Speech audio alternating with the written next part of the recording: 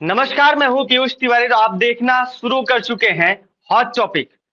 नव भारत का ये एक स्पेशल शो है जिसमें हम बिहार की राजनीति पे चर्चा अभी इस वक्त कर रहे हैं और हमारे साथ है पॉलिटिकल एनालिस्ट के तौर पे मोनिंदर झा जी।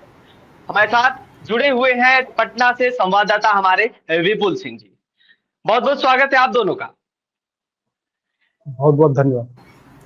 देखिए सर, आज जो हमारी टॉपिक है कि बिहार में फिर से एनडीए सरकार या तेजस्वी यादव के सीएम चेहरे को लोग ज्यादा पसंद करने लगे हैं। बहुत पेचीदा मूवमेंट है और इसको साफ तौर पे हम ये कह भी नहीं सकते कि भाई असलियत क्या है, वो तो मत के बाद और रिजल्ट आने के बाद ही पता लगाया जा सकता है।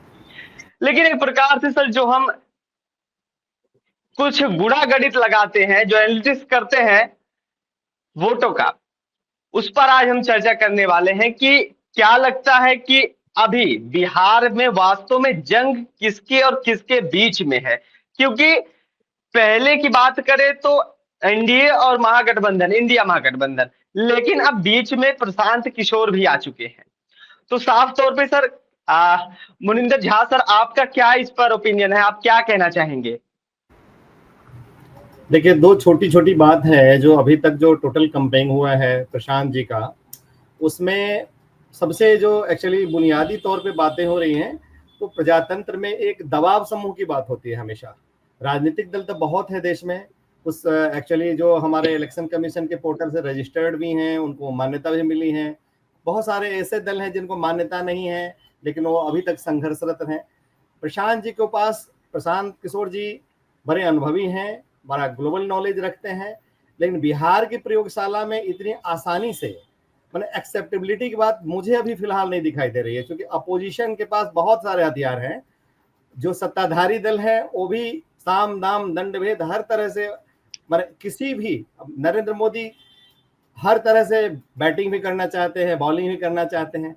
प्रशांत किशोर जी का अभी तक का जो समस्या गिनाने का जो सिलसिला है वो बड़ा अच्छा है, लेकिन समाधान की जो बात होगी वो राज्य की जनता की जो अपनी आर्थिक स्थिति है, वहाँ की जो राजस्व की वसूली होगी उस आधार पे होगा। तो प्रशांत किशोर जी भी बहुत ज़्यादा एक्चुअली मुखर होके बोलना बड़ी जल्दबाजी होगी, क्योंकि एंटी इनकम्बेंसी का यदि लाभ लेना होगा तो अपोजिशन लेगा, क्योंकि वो बहुत दिन सत्ता से दूर रहे हैं। राष्ट्रीय दल के साथ उनका गठबंधन है, इंडिया अलायंस है, और यदि एनडीए ने यदि अपने आप को एस्टेब्लिश कर लिया, जो हमने ये कार्य किया वो रह गया, तो अमित शाह जी का यदि आपने 2019 में इंटरव्यू सुना होगा, तो उनसे पूछा गया आपने बहुत सारे केंद्र में वादे किए, तो आप अब कैसे जीतोगे? तो उन्होंने कहा था हमने जितने कार्य कर दिए, हमने ये किया, हमने ये किया, हमने क्या बोलेंगे। तो वहां पर जो उनका मैकेनिज्म है चुनाव में कार्य करने का, वो एनडीए इतना जल्दी हथियार डालने की स्थिति में वहां नहीं है। धन्यवाद। हाँ सर, आपने एक चीज बोला कि विपक्ष एंटी इनकम्बेंसी का फायदा उठाएगा। तो जैसे एंटी इनकम्बेंसी का फायदा तो प्रशांत किशोर को भी मिलेगा, क्योंकि अगर बिहार में देखा जाए तो अगर नैरेटिव की बात करें तो प्रशांत किशोर वर्सेस एनडीए की लड़ाई है। और धरातल की बात करें, काम की बात करें, तो भाई बहुत दिनों से सत्ता में दोनों पार्टियां रही हैं।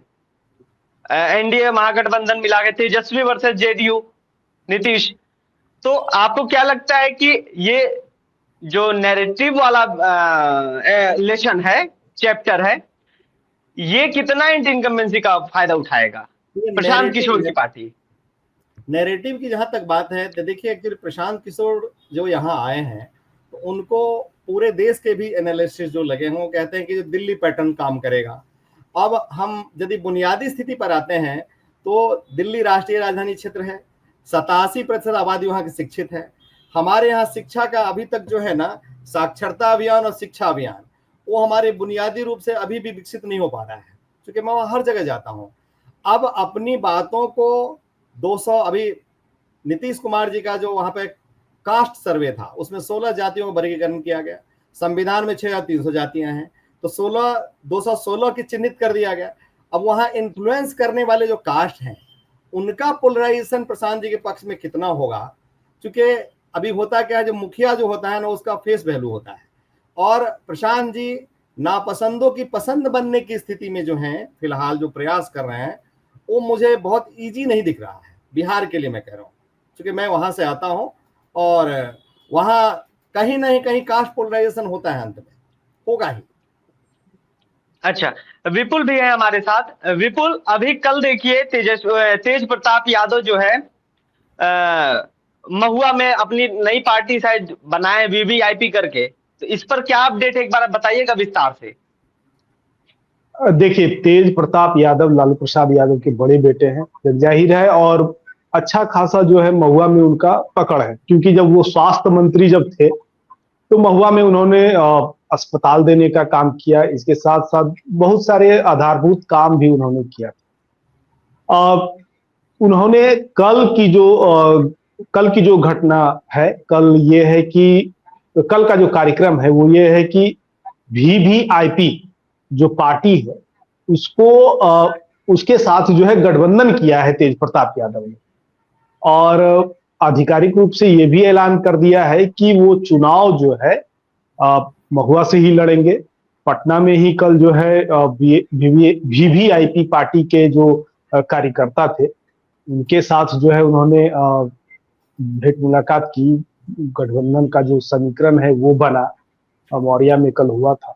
और सबसे बड़ी बात है कि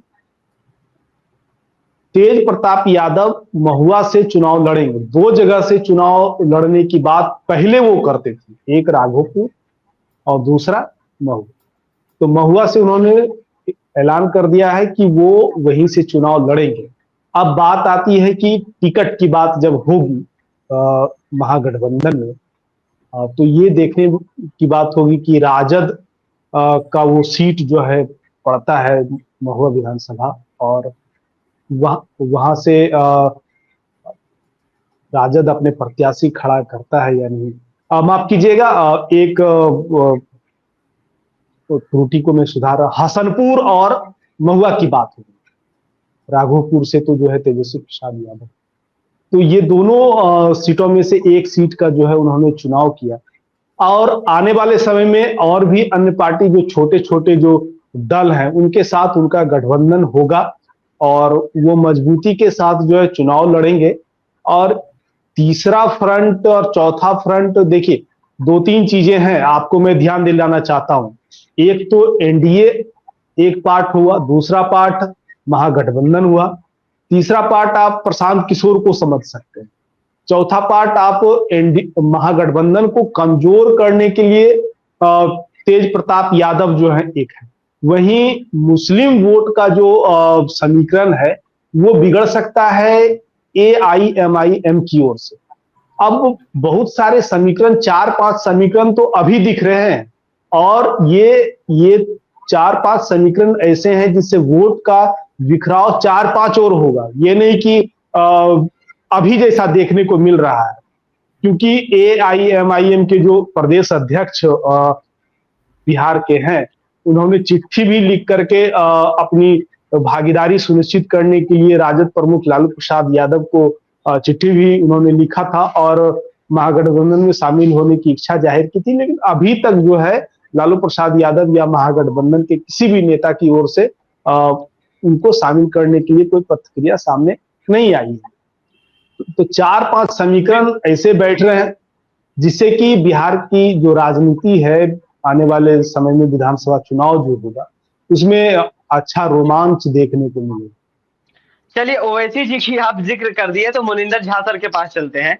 क्या लगता है सर, ये कितने बड़े फैक्टर हैं बिहार में? पिछली बार देखा गया तो इनकी कुछ सीटें आई थी, लेकिन अभी इस बार जो है ओवैसी बिहार के लिए है बड़े फैक्टर। देखिए, ओवैसी जी की जो अपनी राजनीति है बड़ी सधी हुई राजनीति है। वो सीमांचल के लिए बहुत ज्यादा वहां पर प्रभाव कर सकते हैं। 5-6 सीट था तो इस बार हो सकता है 12 सीट पर उनका प्रभाव हो जाए, लेकिन उससे नुकसान जो है महागठबंधन को होने वाला है। दरअसल वो जितनी ताकत लगाएंगे, पिछली बार भी वही हुआ, यदि वो ताकत और लगाते हो सकता है जो ओवैसी को 2 ही सीट मिले, लेकिन ओवैसी यदि ज्यादा सीटों पर, यदि 1.5 दर्जन सीटों पर प्रभाव छोड़ते हैं तो वहां पर फिर इतनी ही सीटों की कमी जो है, शॉर्टफॉल, यदि नेट टू नेट लड़ाई हो गई, मान लीजिए प्रशांत किशोर भी बहुत बड़ा हिस्सा लेकर के जा रहे हैं, ठीक है, और इधर यदि इन्होंने एक बार टाई कर दिया तो हो सकता है जो बड़े एकदम, मान लीजिए जो आपकी जादुई आंकड़ा जो 122 और 23 लाना है किसी भी गठबंधन को, आप एनडीए को या अपना जो महागठबंधन की बात करें, तो उसमें यदि ओवैसी ने यदि अपना एक्चुअली जलवा बिखेरा सीमांचल में, तो वहीं से खेल खराब हो सकता है। बात बची, विकास जी ने जिक्र किया तेज प्रताप यादव जी का, तो तेज प्रताप यादव जी फिलहाल लालू जी जो हैं, क्यों माने वहां से परिवार से उन्होंने निष्कासित किया, वो सब बड़ी अब बीती हुई बात हो गई है, लेकिन जी उस बेचारे को वो तो सब जानते हैं, वो तो सब जानते हैं क्यों निकाले उनको। अब हाँ, अब बात क्या हो रही है, जो तेज प्रताप घर का अग्रज पुत्र है और अनुज ने उनको निकाल दिया, वो बेचारा अभिमन्यु की तरह कहीं फंस नहीं जाए, क्योंकि बहुत बढ़िया है, बेहतर स्थिति में नहीं। देखिए बहुत संसाधन लगते हैं चुनाव में, और उन्होंने जो गठबंधन भी किया, कोई ऐसे माने दल नहीं है जिनको लोग जानते हो, क्योंकि एज ए जर्नलिस्ट आप जानते हैं भाई, ये पार्टी आ गई, न्यूज एजेंसी में आ गई, जो ये 5 दल आ गए, एक माने तेज प्रताप आ गए, 6 दल मिलके काम कर रहे हैं। लेकिन मैं एक्चुअली 2014 में पूर्वांचल उत्तर प्रदेश में था, मैं इलेक्शन कैंपेनिंग में, तो मैंने देखा वहां पर लगभग 3 दर्जन छोटी छोटी पार्टियां काम कर रही थी। भारतीय निषाद पार्टी जो है वही एक कुछ, और जो राजभर जी की पार्टी थी वो कर पाए, और किसी का नाम ही नहीं आया, बाद में खत्म हो गया। तो वैसे इसीलिए निषादों की संख्या बिहार में भी अधिक है। अब मुकेश सहनी भी निषाद की राजनीति करते हैं, और उन्हीं के गठबंधन से है, तो कुछ ना कुछ, खासकर महुआ में उनकी संख्या भी अधिक देखी जा रही है। तो जाहिर सी बात है कि कुछ ना कुछ तो राजनीति कुछ विधानसभा क्षेत्रों में तो बिगड़ेगी ही। अच्छा, मुकेश सहानी की तो ये बात हो रही थी कि एनडीए में शामिल होंगे, लेकिन अभी इनको लेकर के कोई वो नहीं है। मुकेश सहानी और चिराग पासवान में कुछ हमको लगता है ये इंट्रोवर्ट चीजें चल रही हैं कि अगर मुकेश सहानी एनडीए में शामिल हो जाएंगे तो जो उनका वोट है, मतलब एक है कोई समाज है, मुझे याद नहीं आ रहा है, राजभर समाज है ऐसा कुछ है, जो मुकेश सहानी को वोट नहीं देता है। बिहार में राजभर समाज नाम से कोई हमारे यहाँ मैंने कास्ट नहीं होता है। हाँ, मुझे वो नाम नहीं है, महाजन ऐसे कुछ करके है, महाजन शायद है। यहाँ मल्लाह कहते हैं हम, जिसको निषाद कहते हैं आप, वही सहनी लोग हैं। और ये बड़े अभी पिछले 2 दशक में ये जो माने मल्लाह कम्युनिटी है, इतना तेजी से इन्फ्लुएंस किया है अपने लोगों को। यानी जहां जहां एक्चुअली जो बैकवर्ड की राजनीति थी, जो खाटी, अब यदि समझे लालू यादव की राजनीति थी, वहां उसने सेंध लगा दिया है बड़े बड़े जाहिर तौर पे। और इसकी आबादी जो दुर्गम क्षेत्रों में है, जहां लोग पहुंच नहीं पाते थे, तो वहां उनका झंडा दिखेगा, सरकप मल्लाह का झंडा दिखता है। आप जब चुनाव में जाएंगे तो नदी के किनारे भी दिख जाएगा, तालाब के किनारे दिख जाएगा, यदि दुर्गम क्षेत्र वहां भी दिखता है। तो इन्होंने विकास जी ने कहा, तो एक्चुअली यदि उनके साथ आते हैं तो, लेकिन हमको लग रहा है जो महागठबंधन का जो अपना इनर एनर्जी है, उसमें एक्चुअली जहां भी बातें आएंगी तो महुआ में वो चाहेंगे जो रिपीट हम अपना राजद की सीट बचे, इसके लिए जोड़ आजमाइश करेंगे वो। अरे कुछ दिन पहले तो उन्होंने इंटरव्यू दिया था, जो तेज प्रताप को कहा, जो तेजस्वी यादव कहते हैं मैं यहाँ से नॉमिनेशन करूंगा, तो बोला फिर मैं वहां से कर दूंगा। माने ये चल रहा है, चूहे बिल्ली का खेल की शैली पे दोनों बात करते रहते हैं।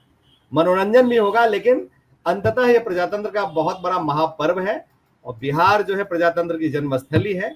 उस प्रयोगशाला में कुछ अच्छा हो, बिहार के जनता के लिए नई सुबह हो, और जितना जहां बिहार अभी खड़ा है उसे बहुत आगे जाए, इस तरह की यदि नेतृत्व की बात वहां की जनता सोचती है, तो वहां से बहुत सारी समस्याओं का समाधान हो जाए, पलायन रुक जाएगा, शैक्षणिक स्थिति सुदृढ़ हो जाएगी, स्वास्थ्य की सेवा में होगा।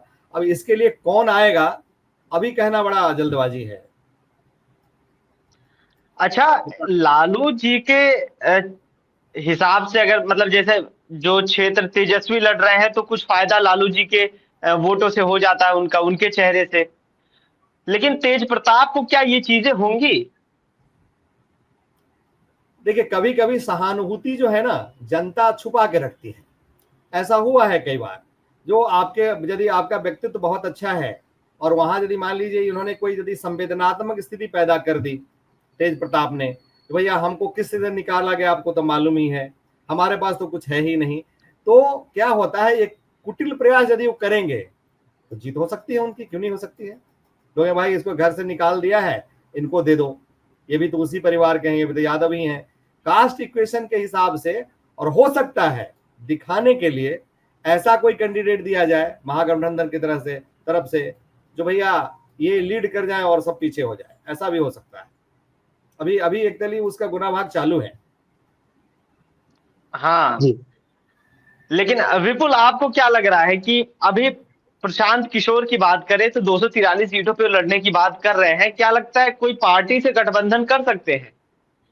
पहले देखा गया था ओवैसी ने उनको एक बार लेटर दिया था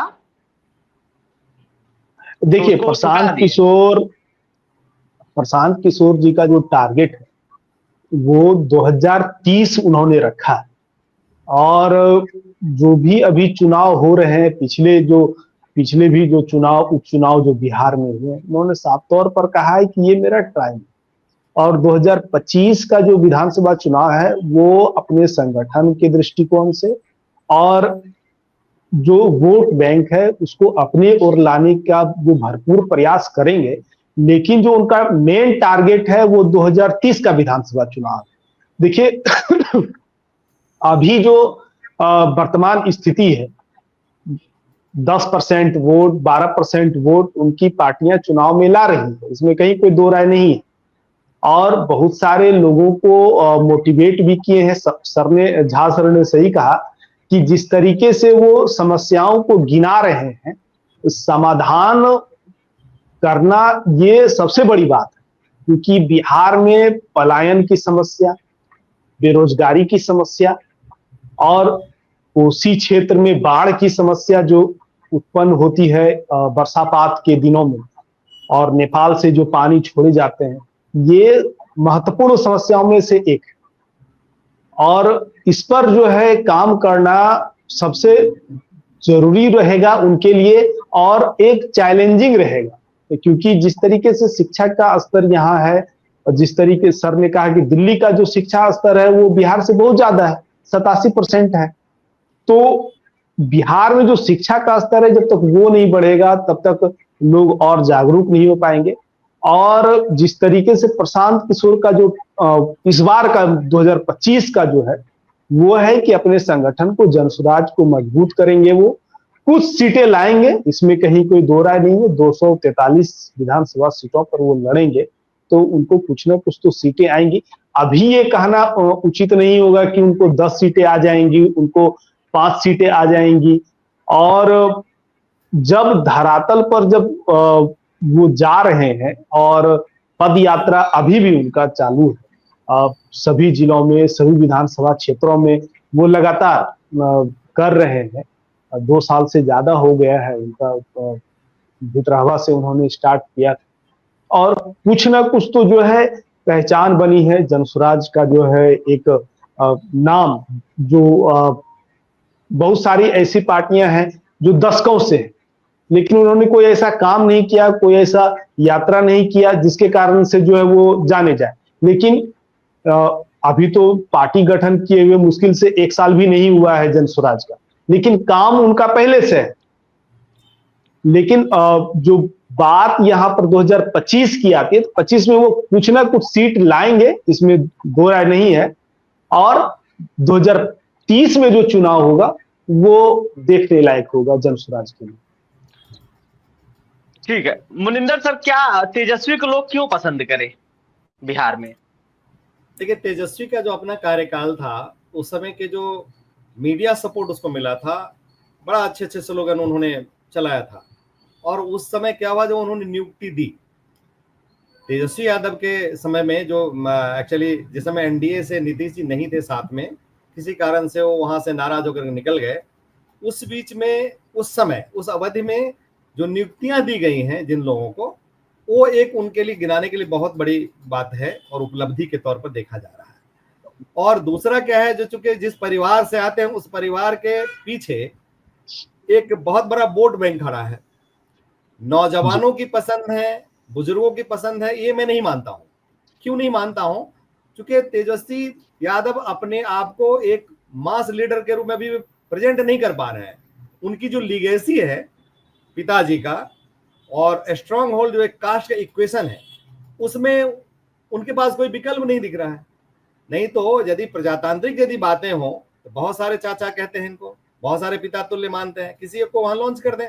प्रशांत जी ने बार बार उठाया है जो तेजस्वी यादव के अलावे राजद यदि किसी दूसरे को लाता है तो पार्टी मर्ज कर लूंगा। इस तरह की जब चुनौतियां आती हैं तो माने बड़ा फैब्रिकेटेड एक जो वहां से ब्रांड दिया जाता है तो पसंद है एक्चुअली। अब रैली में बहुत सारी भीड़ हो जाती है, लेकिन आइकॉन की तरह पूरे देश में आप कुछ कर लोगे, पूरे राज्य में कर लोगे, इस तरह की बात है। चूंकि कास्ट का जहां पे बहुलता है वहां तो आपका भीड़ दिखेगा है, ठीक है। तो ऐसा कोई विजन डॉक्यूमेंट उसके बाद नहीं, उससे बहुत बेहतर विजन डॉक्यूमेंट चिराग पासवान जी का है। मैं उनकी एडवोकेसी नहीं कर रहा हूं, जब बोलते हैं कितने शालीन तरीके से बोलते हैं, सुनना भी लोग चाहते हैं। तो हो सकता है जो अपनी अपनी जीवन शैली है, पारिवारिक पृष्ठभूमि, उसमें मैं नहीं जाऊंगा, लेकिन अच्छा, थोड़ा ये प्रजातंत्र वाला चैप्टर पे आइएगा। चिराग पासवान जब एनडीए पे निशाना साध के बोल रहे थे कि भाई मैं परेशान हूं, मैं दुखद हूं कि मैं इनको समर्थन दिया हूं, इस वाला थोड़ा सा एक्सप्लेन करिएगा सर, बताइएगा क्यों बोला, देखिए क्या हो सकता है। चिराग पासवान के जो पिताजी जी थे स्वर्गीय रामविलास पासवान जी, जी। उनको बड़ी कर्मठ नेता के तौर पर पूरा देश जानता है। और उनको कुछ एक्चुअली मजाकिया लहजे में लोग मौसम विज्ञानी भी है, जिसकी सरकार बनती है बना उसमें चले जाते हैं। तो ये ठीक है, उनकी अपनी आईक्यू लेवल है, उनकी बुद्धि लब्धि है, वो जहां चले जाएं। अब हुआ क्या, जो कभी कभी आदमी अति आत्मविश्वास में धोखा खा जाता है। तो जब आप अपने आप को अभ्यर्पित कर देते हैं, कहीं सरेंडर कर देते हैं, उसके बाद आपके पास तो कुछ होता नहीं है सिवाय इसके कि जो इमोशनल कुछ बातें कर लें आप, जो हमको लगा मुझे क्यों करना चाहिए। तो ये एक्चुअली क्या होता है, आपके पास जब तीर नहीं होता तो आप चाहते हैं जो कुछ ना कुछ सहानुभूति हम लें। और मीडिया फेम तो है, क्योंकि दिल्ली की राजनीति करते हैं, लोकसभा में जितनी उपलब्धि है विधानसभा में बिल्कुल वहां जाकर फिसड्डी हो जाते हैं। तो Bihar first, Bihari first slogan को लोगों ने एक्सेप्ट नहीं किया। यदि एनडीए के साथ नहीं होते चिराग पासवान जी, तो स्थिति कुछ और होती है, बहुत बेहतर स्थिति में नहीं होते। तो ये सब चलता रहता है। ये लोग खुद अपने प्रयोगशाला के लोग हैं और बड़ा बढ़िया है, लोग अपनी विरासत को संभालने के लिए कर्मठता से लगे हैं। शुभकामना है उनको। नहीं, मैं ये जानना चाहता था, जैसे क्या एनडीए चिराग पासवान को ब्रह्मास्त्र के तरीके से यूज कर पाएगी, जैसे जहां पे आरजेडी का वोट लग रहा है कि हाँ भाई कटना है, इनका कटेगा, तो वहां पे हो सकता है चिराग को अकेला लड़ा दे, या फिर ऐसा हो। क्योंकि एक रैली में मैंने सुना था सर, चिराग ने बोला कि हो सकता मैं 243 सीटों पे लड़ूं, इसलिए ये राइज हो रहा है क्वेश्चन। देखिए, नीतीश जी के जो प्रवक्ता है पार्टी के, वो अलग अलग लोग कभी अलग अलग बयान दे देते हैं। और जो पिछला चुनाव था 2020 का, उसमें कहीं ना कहीं भारतीय जनता पार्टी पर नीतीश कुमार की पार्टी से ये एलिगेशन लगता रहा, जो इन्होंने हमारे साथ विश्वासघात किया, इसके लिए 43 आया, नहीं तो हम तो बराबरी सीट के हकदार, बराबर हमको मिलता, हमारी लोकप्रियता में कोई कमी नहीं है। तो होता कैसा है ना, जो बड़ी पार्टी, राष्ट्रीय पार्टी जो है ना, वो क्षेत्रीय दल के साथ समझौता जब करती है तो उनके अपने शर्त होते हैं। और यहाँ भी जो उनके अभी गठबंधन है, बहुत अनंत मजबूरी है, उसको यहाँ रेखांकित करना बहुत जरूरी नहीं समझता मैं। अब अभी की जो स्थिति है, वो अटल बिहारी वाजपेयी जी की सरकार थी, जो समता, ममता, जयललिता, उससे ज्यादा दुखद स्थिति है भारतीय जनता पार्टी के लिए। और नरेंद्र मोदी जैसा ऊर्जावान और बुद्धिमत्ता में परिपूर्ण व्यक्ति भी मजबूरी में रहता है, बाहर आके नहीं दिखता है। लेकिन क्या होता है, इनके जब भी लोग जाते हैं जदयू के मिलने के लिए, तो वहां अंदर से खबर आती है, हम लोग पास काफी सूत्र हैं, तो कुछ ना कुछ डिमांड के लिए जाते हैं लोग, वहां कोई परिचर्चा और नहीं होती है कि भैया हमारा जो ये सब जैसे आपने नहीं माना, ये मान लीजिए। तो हो सकता है जो यदि एनडीए गठबंधन भारतीय जनता पार्टी को लगेगा जो हमारा रिटर्न नहीं हो रहा है, चिराग को हर जगह बोले खड़े हो जाओ, तो देखेंगे किसकी सरकार बनती है, ऐसा हो सकता है, संभावना है। वही चीज। हाँ विपुल, अच्छा आप तो पटना में हैं, आप थोड़ा बताइए कि भाई जमीनी समस्याएं क्या हैं वास्तव में। मुद्दा जो हम एक किताब में बनाते, जो मीडिया में मुद्दा बनाते हैं, उससे और जमीनी मुद्दा से कितने अंतर है? क्या लग रहा है कि अभी बिहार को किस किस चीजों की जरूरत है? देखिए, बिहार में मुद्दों की कमी नहीं, यहां तक कि जब देश में आपातकाल जब हुआ था तो यहीं से आवाज उठी थी। और देश भर की समस्या हो या चाहे बिहार की समस्या, मुद्दा की कमी नहीं है यहाँ पर। अब अगर मैं एक एक करके गिना दूं तो फिर डिबेट लंबा हो जाएगा। नहीं नहीं, बस तो मोटा मोटा हम जानना जैसे। सबसे सबसे सबसे बड़ा जो मुद्दा है यहाँ का वो है आपका बेरोजगारी, और उसको लेकर के सरकार लगातार काम कर रही है। बिहार की जो सरकार है, जैसे आपने और जो भी विपक्ष द्वारा जो मुद्दा उठाया जाता है उसका भी निराकरण मुख्यमंत्री नीतीश कुमार लगातार करते आ रहे हैं। आप देखते होंगे कि एक महीने से लगातार एक महीने से जब सवेरे 7-8 बजता है तो मुख्यमंत्री नीतीश कुमार की ओर से एक ट्वीट आ जाता है, क्योंकि जिन जिन चीजों पर आंदोलन होते हैं तो मुद्दा वही है, साफ बात है। शिक्षकों का मुद्दा, वेतन बढ़ाने को लेकर के मुख्यमंत्री नीतीश कुमार ने वेतन बढ़ा दिया। रोजगार को लेकर के कि भाई दूसरे राज्य के अभ्यर्थी, दूसरे राज्य के छात्र बिहार में आकर के नौकरियां ले जाते हैं और बिहार के जो छात्र हैं वो बेरोजगार हो जाते हैं। डोमिसाइल का जो मुद्दा है, हाल फिलहाल में डोमिसाइल का जो डोमिसाइल नीति उसको लागू कर दिया है। अब 95% से ज्यादा जो है बिहार के ही जो अभ्यर्थी हैं, जो छात्र हैं, वो अब यहाँ की नियुक्तियों में जो है भर्ती हो पाएंगे। बिजली से संबंधित मुद्दा जो विपक्ष ने उठाया था कि हम मेरी सरकार आएगी तो हम 200 यूनिट 125 यूनिट 200 यूनिट बिजली जो है फ्री देंगे। मुख्यमंत्री नीतीश कुमार सवेरे सवेरे उठते हैं और ट्वीट कर देते हैं कि भाई 125 यूनिट बिजली अब फ्री रहेगा, और 1 अगस्त से वो लागू हो जाता है। तो जो भी मुद्दा विपक्ष के द्वारा उठाया जाता है उसका समाधान धीरे धीरे मुख्यमंत्री नीतीश कुमार चुनावी साल में कर रहे हैं। और जो अन्य मुद्दे हैं, जो गंभीर मुद्दे हैं, उस पर भी काम चल रहा है। धीरे धीरे आप कुछ दिनों में देखेंगे कि जो स्कूल का इंफ्रास्ट्रक्चर है उसमें भी कुछ सुधार किया जाएगा। और इसके साथ साथ सड़क की जो समस्याएं जो 2005 से पहले थी, अब जो पहले 6 घंटे में मुख्यमंत्री नीतीश कुमार जब आए तो 6 घंटे में पटना आना होता था सभी जगह से। मतलब एक जो स्पीड है शहर आने की ओर उसको बढ़ा दिया गया, समय कम हो गया उससे। अब सरकार का ये नीति है कि जो भी दूर सुदूर इलाके, किशनगंज, भागलपुर, बांका, इधर आप बेतिया, चाहे आप पश्चिमी चंपारण, मोतिहारी, जहां से भी आप पटना आना चाहें वो 3.5 घंटे में आप पटना आ सकते हैं। तो इससे ये साफ पता चलता है कि रोड का जो रूपरेखा है वो बदला है, यातायात की समस्या का समाधान हुआ है। तेजस्वी प्रसाद यादव इन चीजों पर सवाल खड़ा करते हैं कि भाई रोड का इंफ्रास्ट्रक्चर खराब है बिहार में। जेडीयू वाले लोग कहते हैं कि भाई आप 3.5 घंटे में जमुई कैसे पहुंच गए। आप पिछले दिनों प्रकरण सुन रहे होंगे, देख भी रहे होंगे कि जब रोड की समस्या जब थी 2005 से पहले उसका समाधान हो चुका है। बिजली बिल से संबंधित जो समस्याएं थी, अब बिजली से संबंधित अब लोगों को 125 यूनिट फ्री बिजली मिलने लगा। तो मुद्दा जो भी उठ रहा है वो समाप्त हो रहा है। ठीक है, अच्छा आखिरी सवाल है मुनिंदर सर से, थोड़ा जान लेते हैं। देखिए आज कल चल रहा है सर डोमिसाइल नीति बहुत चर्चे में है, और लेकिन ये डोमिसाइल नीति जो है ये नीतीश कुमार के लिए कोई नई चीज नहीं है।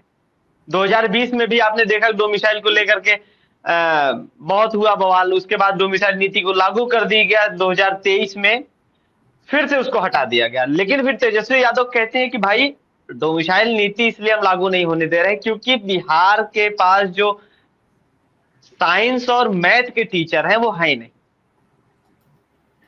तो तर्क आपको क्या लगता है, तेजस्वी यादव उसमें जो तर्क दिए थे वो कितना सच था, और अब क्यों लागू करना पड़ रहा है? 2 साल बाद ही क्या वो टीचर आ गए साइंस और मैथ वाले? देखिए पीयूष जी ने बहुत मैंने बेबाकी से सब बातों पे ध्यान दिया है, धन्यवाद पीयूष जी। डोमिसाइल नीति की जो बीमारी लगी है बिहार को, झारखंड से आया है। झारखंड जो अलग हुआ है वो डोमिसाइल नीति के आधार पे ही समर्थन में हुआ, और अन्य राज्यों ने जो इसका अनुकरण किया उससे राष्ट्रीय एकता, अखंडता के ऊपर बहुत बड़ा एक संकट के बादल भी छट रहे हैं। जो यहाँ से जो पलायन किए हुए लोग हैं और जो बाहर नौकरी के लिए जाते हैं उनको ही भुगतना पड़ता है। बिहार सरकार कुल 22,82,000 नौकरी दे रही है अभी तक, संगठित और असंगठित क्षेत्रों को यदि मिला दें तो। उसमें मेरा जो अपना एनालिसिस है, यदि उत्तर प्रदेश को हम लेते हैं, हम राज्यवार झगड़े नहीं लगा रहे हैं, तो जो विधि सेवा के क्षेत्र हैं वहां उत्तर प्रदेश से कुछ लोग हमारे यहाँ लोग आ रहे हैं। वो एक्चुअली छोटे जो हमारे यहाँ जिला स्तर के न्यायालय वहां भी देखे जाते हैं जज के रूप में, और हमारे लोग भी हैं वहां पर। ये डोमिसाइल नीति जो सिर्फ एक पॉलिसी ऐसी बनी इनके लिए, जो हम ऐसा करके हम अपने लोगों को बहुत सारा माने एकदम संपन्न बना देंगे। आप जब तक ऐसा कोई प्रकल्प ही नहीं ला रहे हो, आप ऐसा गिना दो, ये तो क्या हो रहा है ना, खुशफहमी वाला बयानबाजी है। प्रतिदिन आप एम्प्लॉयमेंट कितना दे रहे हो ये आप निकालो ना। आप 12.5 करोड़ की आबादी में 22 लाख लोगों को रोजगार दे करके डोमिसाइल नीति बनाओगे। एक तो क्या है, जनता अपने अपने जो राज्य की है इन चीजों को नहीं देकर भावनाओं में बह करके बातें करती है, और इसके लिए खुला कोई प्लेटफॉर्म नहीं है जहां आकर आदमी बोले ठीक है नौकरी तो दीजिएगा लेकिन हमको मिलेगा कब। अब ये जो आप देख रहे हैं, ये चुनावी जो बरसात हो रही है घोषणाओं की, ये इसमें बहुत सारी चीजें पूरी होंगी ही नहीं। सरकार के पास बजट नहीं होगा, सरकार बोलेगी हम आप पूरा माने राज्य के संसाधन की तरफ हम देखते हैं, खुल के तो बात करते नहीं है। वो बोलेंगे हमने वर्ल्ड बैंक से एप्लीकेशन किया, IMF को रिक्वेस्ट कर रहा हूँ, NGO का कह रहा हूँ, केंद्र सरकार से, केंद्र सरकार दे नहीं रहा है, फिर विरोधाभासी बयानें आएंगी। तो डोमिसाइल नीति के ऊपर मैं बहुत ज्यादा माने ये खुशनुमा एहसास मुझे तो नहीं हो रहा है कम से कम फिलहाल। इसके लिए इनका रिस्ट्रक्चरिंग जो करना चाहिए। आप देखिए जिस समय हमारे नीतीश जी बने थे मुख्यमंत्री, इस देश में इंजीनियर मुख्यमंत्री हमारे यहाँ था ही नहीं कोई। हमको तो ये उम्मीद थी जो इस क्षेत्र में हम साउथ को हम टक्कर, दक्षिण जो भारत है उसको हम टक्कर दे देंगे कम से कम। आप खनिज संपदा हमसे चला गया, लेकिन आप यहाँ पर IT पार्क तो बनवा सकते थे, केंद्र सरकार की योजनाओं को लागू कर सकते थे। अब विपुल जी ने कहा जो यहाँ बाढ़ आती है, बाढ़ तो इसके लिए आती है जो हिमालय की हमारे ऊपर कृपा है, 3,500 नदियां बिहार में बह रही हैं वहां से, हम किसको रोकने जाएंगे। हमारे पास कुछ नहीं है ऐसा। जल संसाधन विकास जो हमारा विभाग होता है वो संसाधन विभाग है हमारा, और उसमें क्या होता है वो छोड़ दीजिए। तो आप नौकरी ज्यादा से ज्यादा कैसे उत्पन्न करेंगे, लोगों को बेरोजगारी वहीं से संपन्न होने वाली है, खत्म हो जाएगी। तो आप पहले वो सृजनात्मक दृष्टिकोण तो अपनाएं, कहां से करने वाले हैं। डोमिसाइल वर्ड बड़ा अच्छा है, अच्छा लगता है लोगों को सुनने में, तो भाई डोमिसाइल नीति बन गई, लेकिन उसका प्रतिफल क्या होने वाला है, परिणाम क्या होगा, इस पे भी चर्चा जरूर होनी चाहिए। बिल्कुल ठीक है, तो समय भी हो गया है, इजाजत लेते हैं आप सबसे। जी जी, फिर मिलते हैं एक नए दिन और एक नए मुद्दे के साथ, तब तक बने रहिए बहुत धन्यवाद, नव भारत पे। बहुत बहुत धन्यवाद पीयूष जी, बहुत धन्यवाद विपुल भाई, नमस्कार।